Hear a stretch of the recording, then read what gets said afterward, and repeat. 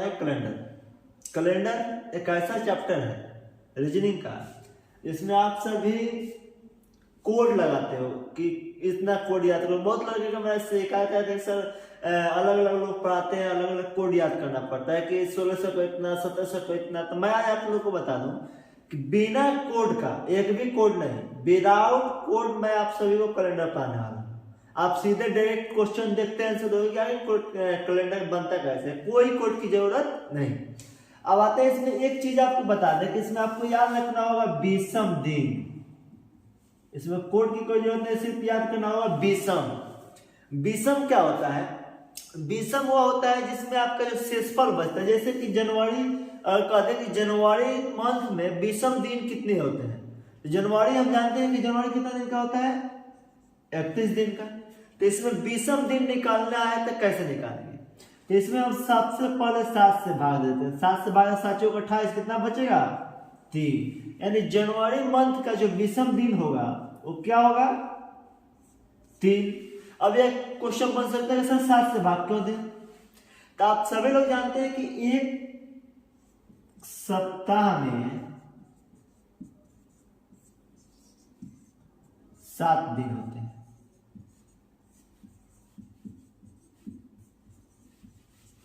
एक सप्ताह में 7 दिन होते हैं, इसलिए हम क्या करते हैं 7 से भाग देते हैं, हम लोग का इजी निकल जाता है। कितनी बातें बता दें आपको कि इसमें 2 चीज होती है, एक होता है लीप वर्ष और एक होता है सामान्य वर्ष।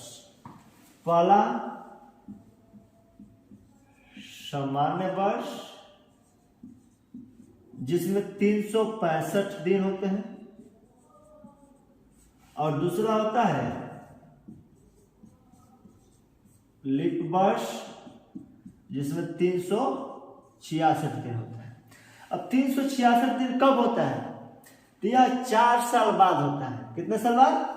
इस 4 साल जब होगा, 4 साल पूरा होगा तब लीप वर्ष आएगा। क्यों? क्योंकि एक सामान्य वर्ष में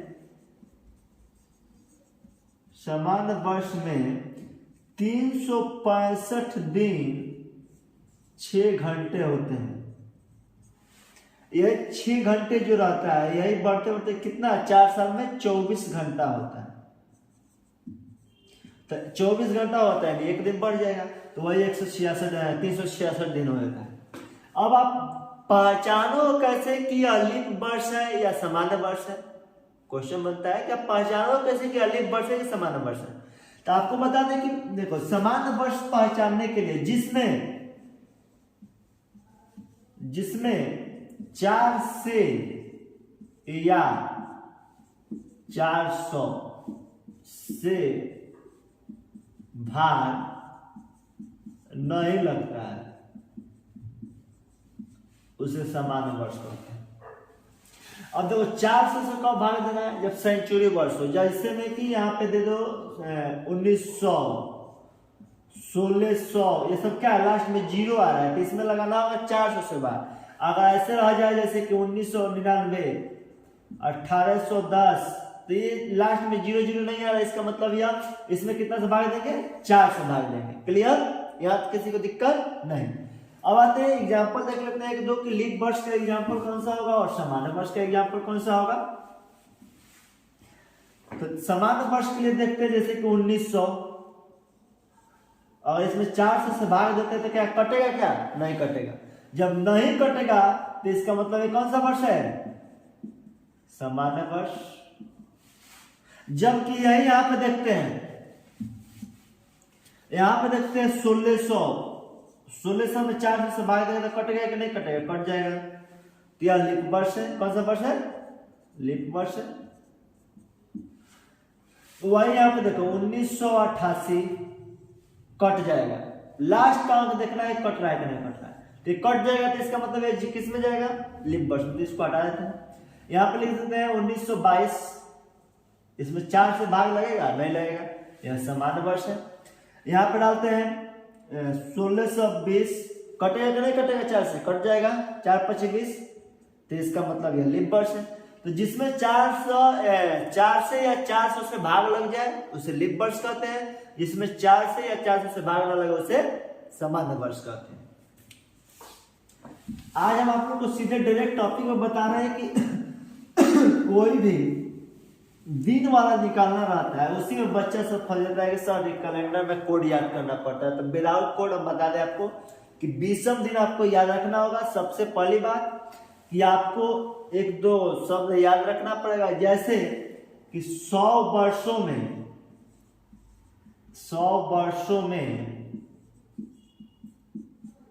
20वें दिन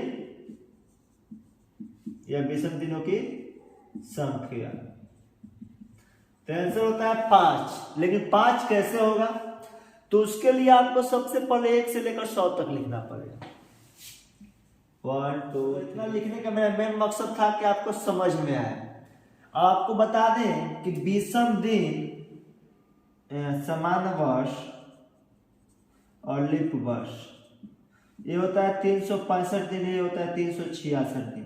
अगर इसका 20वें दिन निकाला जाए तो यहाँ पे 7 से भाग देंगे तो 20वें दिनों की संख्या 1 आएगा, इसमें 7 से भाग तो 20वें दिनों की संख्या 2 आएगा। इसके माध्यम से हम निकालेंगे कि 100 वर्षों में 20वें दिनों की संख्या कितनी होती है। तो सबसे पहले 20वें दिन निकाल लेते हैं। तो 1 2 3 4 5 6 7 8 9। अब देखो यहाँ पे 100 नहीं लेंगे क्योंकि यह सेंचुरी में चला जाएगा, डबल जीरो वाला है, डबल जीरो वाला नहीं लेना है, इसे 4 से भाग लगने वाला लेना है। तो इसमें कितना राउंड 20वां आया है उसको गिन लेते हैं। 1 2 3 4 5 6 7 8 9 10 11 12 13 14 15 16 17 18 19 20 21 2 3 4 यानी 24 जो आया है क्या है, लीप दिन। ये क्या आ गया, लीप। यानी कि जब 24 लीप है 100 में तो सामान्य कितना होगा, समान होगा 76। कंफर्म है 76 दिन। हम जानते हैं कि लीप वर्ष में 20वें दिनों की क्या है, 20वें दिन है। लीप वर्ष में 20वें दिनों की संख्या 2 होती है। तो यहाँ पे 2 से गुना कर देगा तो 24 दूने 48।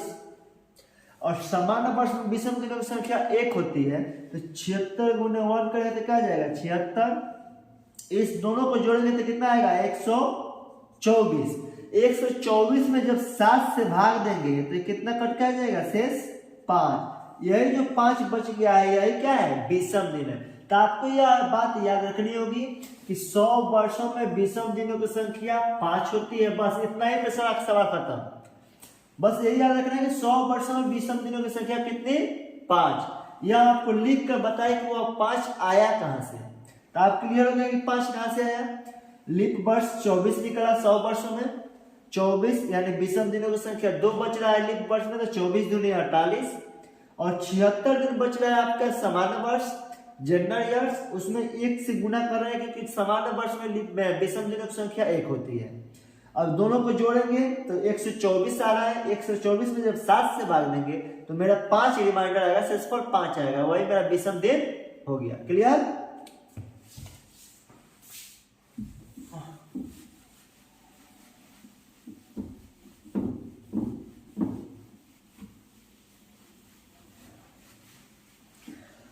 देखो अब यहाँ पे हम बताते हैं आपको कि 100 वर्षों में जो 20वें दिनों की संख्या 5 हो गई, तो यहाँ पे हम 200 वर्षों में अगर 20वें दिनों की संख्या पूछें तो कोई नहीं बताएगा क्या, वर्षों में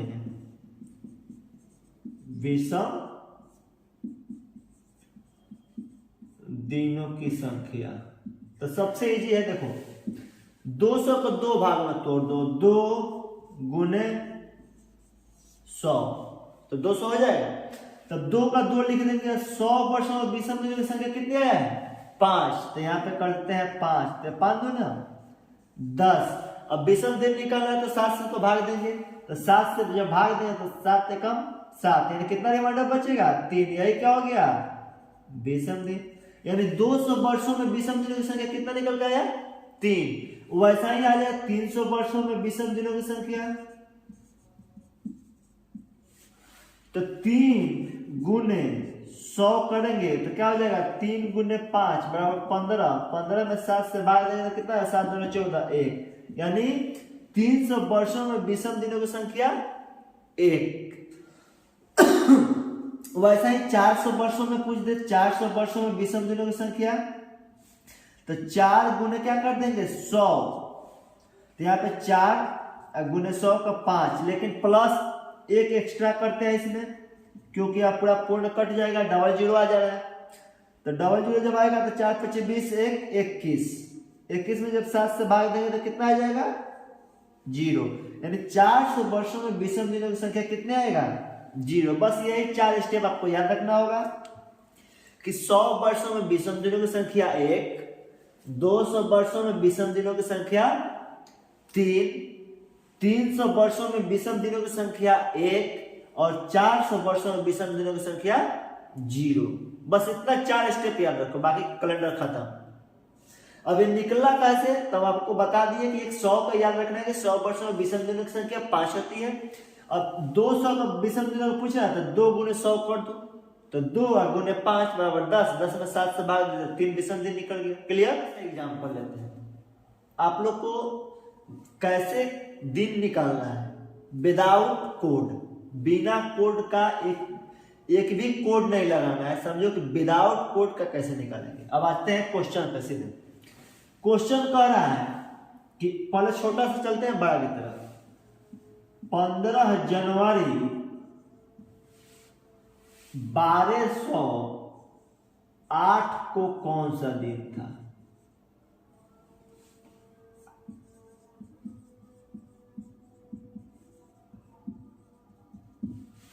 कौन सा दिन था? तो हम लोग का मेन क्वेश्चन है 15 जनवरी। विदाउट कोड, बिना कोड का आपको बताने वाले हैं, बिना कोड। देखो 15 जनवरी का रहा है। अब आपको यह बात याद होना चाहिए कि कौन सा मंथ कितने दिन का होता है। जैसे जनवरी जो है कितने दिन का होता है, फरवरी कितने दिन का होता है, मार्च कितने दिन का होता है। तो आपको याद करने का तरीका बता दें कि आप अपने ये ले लेना, ये तो पास में रहेगा, कहीं जाने वाला नहीं है। इस पे जो ऊंचा साइड का दिखाई दे रहा है ये होता है 31 दिन का। तो इसको यहां से चालू कर सकते हैं, जनवरी, फरवरी, मार्च, अप्रैल, मई, जून, जुलाई, अगस्त, सितंबर, अक्टूबर, नवंबर, दिसंबर। इससे क्या होगा कि जो ऊंचा वाला है ये है 31 दिन का और जो खाल में है वो है 30 दिन का। तो इससे आपको पता चलेगा कौन कितने दिन का होता है। तो आपको मालूम है कि जनवरी जो होता है 31 दिन का होता है, लेकिन पूछ रहा है 15 तारीख तक। तो 15 तारीख तक पूछ रहा है तो 15 तारीख तक ही निकालेंगे। तो सबसे पहले यहाँ पे लिख देते हैं 15 जनवरी का, कोई कोड नहीं लगाना है, बस काम खत्म, 15 लिख दो। अब आते हैं इसका मेन कार्य है, इसको हम कैसे बनाएंगे। तो यहाँ पे लिखते हैं 1200 और यहाँ पे 8 लिखा है ना, तो इसमें से 1 घटा देना है। क्या करना है? 1 घटा देना है और यहां पे लिखना है 7। क्या लिखना है? 7। अब देखो आते हैं पॉइंट पे। जैसे 7, इसको हम ऐसे कर सकते हैं 2 भाग। 7 12 अलग हो गया, 7 अलग हो गया। अगर इसको जोड़ते हैं तो 1207 होगा, लेकिन यहाँ से 1 घटा कर लिखे हैं। चाहते तो यहाँ पे 8 लिख देते, लेकिन नहीं, बनाने के लिए फॉर्मूला लगाना है। तो 1 घटा, जो भी सम यहाँ पर है, यहाँ पे जो भी अंक है उससे 1 को क्या करना है? घटा कर यहाँ पे लिखना है, 1 को घटा कर लिखना है। जैसे यहाँ पे मान चलो कि यहाँ पे दे देते हैं 1309, तो आपको क्या लिखना होगा? यहाँ पे 8 लिखना होगा, 9 नहीं लिखना होगा, 8 लिखना होगा, 1 घटा कर लिखना है। क्लियर। अब सबसे पहले इसमें हम देते हैं 4 से भाग और यहाँ पे लिखते हैं भागफल। क्या लिखते हैं? भागफल। तो भागफल कैसे? 7 में जब 4 से भाग देंगे तो 4 एकम 4, अगर 2 लेगा तो ज्यादा हो जाएगा, तो 4 एकम 4 एक बार में जाएगा। यहाँ पे लिखते हैं 4 और यहाँ पे शेष। तो ये होता है शेष और ये होता है भागफल। क्या होता है? भाग। तो इसी को लिखना है। तो यहाँ पे क्या लिखेंगे हम? 1 आ गया। अब इसको और इसको क्या करेंगे? प्लस कर देंगे, जोड़ देंगे। क्या करेंगे? यहां पे लिख देते हैं जोड़। अब 7 1 जोड़ेंगे तो कितना हो जाएगा? 8। 7 1 8। अब यहाँ पे देना होगा भाग 7 से और यहाँ पे लिखना होगा शेष फल। यही मेन है आपका शेष फल, यानी 8 में जब 7 से भाग देंगे तो 7 एकम 7, शेष फल मेरा बच जाता है 1। यही मेरा निकल गया 1, यानी अब यही हम लोग का मेन हो गया 1। तो इस 1 को इसमें लिख लेते हैं। 1 जो बचा है इसको कहाँ पे लिख देंगे? यहाँ पे लिख देंगे नीचे की साइड में। इसका काम खत्म।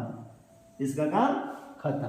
बस यहाँ पे एक मेन मुद्दा यही है कि सबसे पहले जो एक घटा कर लिखे हैं उसमें 4 से भाग देकर भागफल लिखना है, 4 से भाग देकर भागफल लिखना है। अब भागफल और जो पहले का जो अंक घटा कर लिखे हैं उसको दोनों को जोड़ देना है। अब फिर इसमें 7 से भाग देकर यहाँ पर लिखना है शेषफल, बस उसके बाद कुछ नहीं। अब आते हैं 1200। 1200 में यहाँ पे 4 से भाग दे दो, कितना से भाग देना है? 4 से। ये कट जाएगा पूरा पूरी 4 तिहाई 12। यहाँ पे 400 से भाग दे सकते हो, कट जाता है उसको छोड़ देना है। यानी यहाँ पे समझो कि लीप वर्ष अगर दिखाई दे दिया, जो भी लीप वर्ष है यहाँ पे लीप वर्ष दिखाई दे दिया, उसके लिए क्या करेंगे हम? ये कट जा रहा है 4 तिहाई 12, 3 बार में कट रहा है, ठीक। तो 3 बार में जब कट रहा है तो इसका मान हमेशा याद रखना है कि जब पूरा पूरी कट जाए तो उसका मान होता है 0। सिर्फ यहाँ पर शेषफल लिखना है, भागफल नहीं लिखना है। तो इसका मान हम क्या लिख देंगे? 0। क्लियर? अब सबको यहाँ पे हम देखो, अब इसको हम छोटा करते हैं। तो छोटा कैसे करेंगे? तो 15 में 7 से भाग दे देंगे, 7 दूना 14। शेषफल कितना बच रहा है? 1। सिर्फ विषम दिन लिखना है, वही शेषफल है विषम दिन। तो विषम दिन 1 लिख दिया और इसको फिर यहाँ पे 1 लिख देंगे और फिर इसको जोड़ देंगे 0। यानी कितना हो जाएगा? 1 1 2।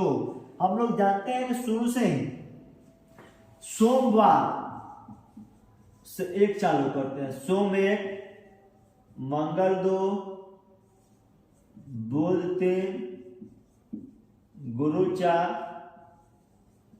शुक्र 5, शनि 6 और रवि 7 या 0। क्लियर? आप लोग याद रखना कि अगर सोमवार से चालू करें, सोमवार 1, मंगलवार 2, बुधवार 3 ... रविवार 0 या 7, बस यही है। तो हम लोग कितना आ रहा है? 2। 2 पर क्या आएगा? मंगलवार, यानी हम लोग कैसे निकल क्या आ गया? मंगलवार आंसर। क्लियर?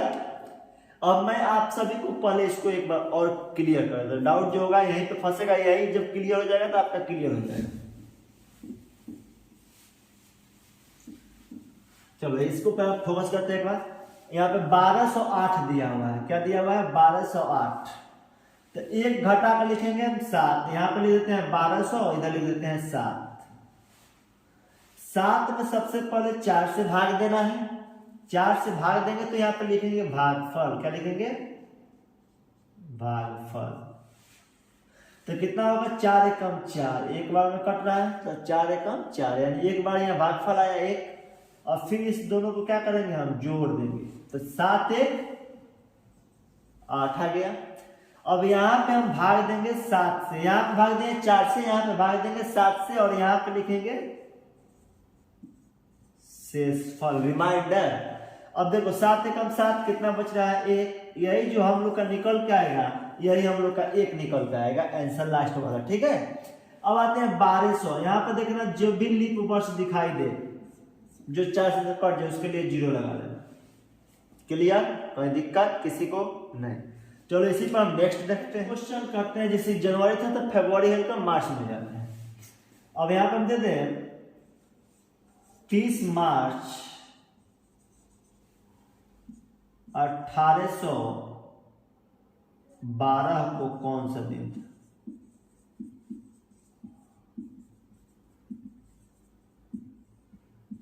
अब देखो 1812 जो है 4 से भाग लग जा रहा है, यानी यह कौन सा वर्ष है? लीप वर्ष है। याद रखना कि 1812 जो है लीप वर्ष है।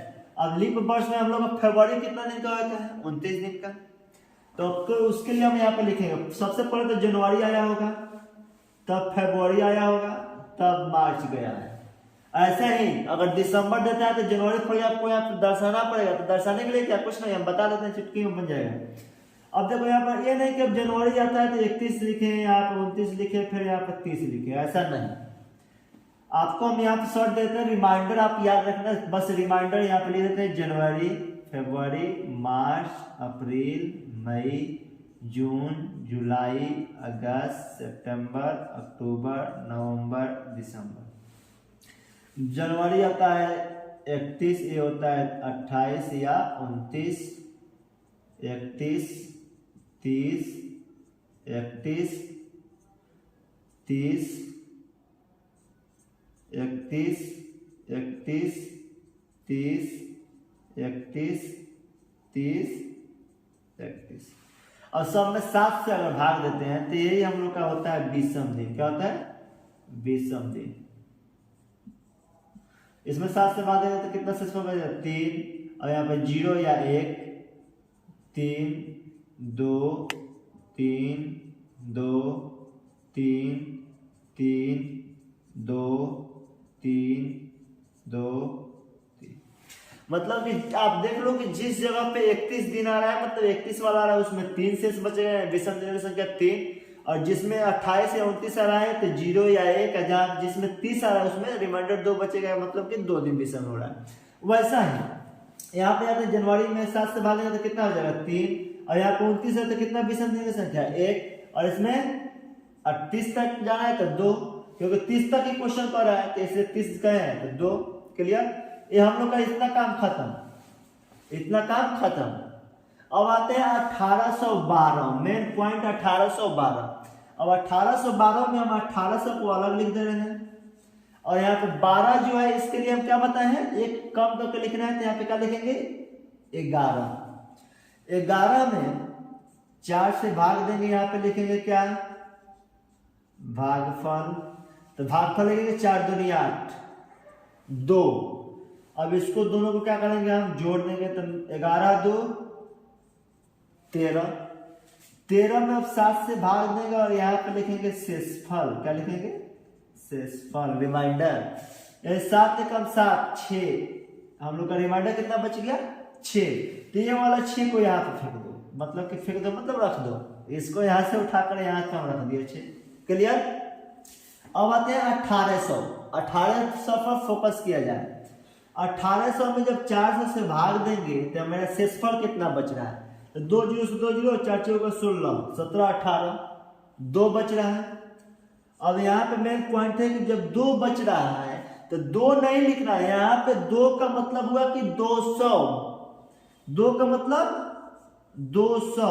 अब 200 वर्षों में विषम दिनों की संख्या हम निकालने के लिए बताएं, तो 2 गुने 100 यानी 2 गुने 5 बराबर 10। 10 में जब 7 से भाग देंगे तो रिमाइंडर कितना होगा? 3 यहाँ पे लिख देंगे। हो गया काम खत्म, बिना कोड। कोई कोड नहीं, कोड हम अपने से खुद बनाते हैं। कोड देखो यहाँ पे अपने से निकाल रहे हैं कोड की। कोड कैसे निकलता है? इजी है, कोई कोड का इस्तेमाल नहीं, सिर्फ विषम दिन ही कोड बनता है। तो विषम दिन आपको निकालने के लिए बता दीजिए कैसा निकलता है। अब इसको काटने के लिए तरीका बताते हैं। अब सबको जोड़कर 7 से भाग दे दो, या यहाँ से काट दो। 6 या 1 7, कट गया। 3 3 6, इसमें से 1 काट देंगे तो 1 रह जाएगा, 1 बच गया। तो 1 जब बच गया तो ये हम लोग का कोड निकल के आएगा आंसर। 1 में क्या आता है? सोमवार, यानी इस दिन को क्या होगा? आंसर निकल के आएगा सोमवार। साफ करो इसको।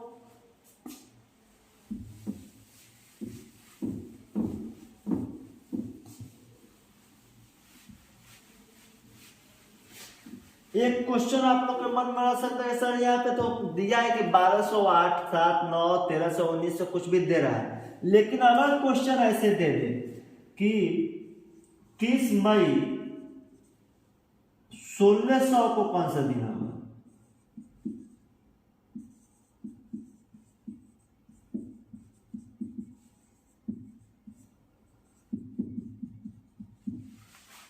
तो ये देखो यहाँ पे तो कोई नहीं है ना, यहाँ पे कोई नहीं है अंक। जैसे कि हम ऊपर बताए हैं आप सभी को कि यहाँ पे 1208, 1905 यहाँ पे अंक मिल रहा है आपको, तो एक घटा कर लिख रहे हो। इसमें से क्या करो? 1 माइनस कर दो। लेकिन इसमें क्या माइनस करो? इसमें तो कुछ नहीं है।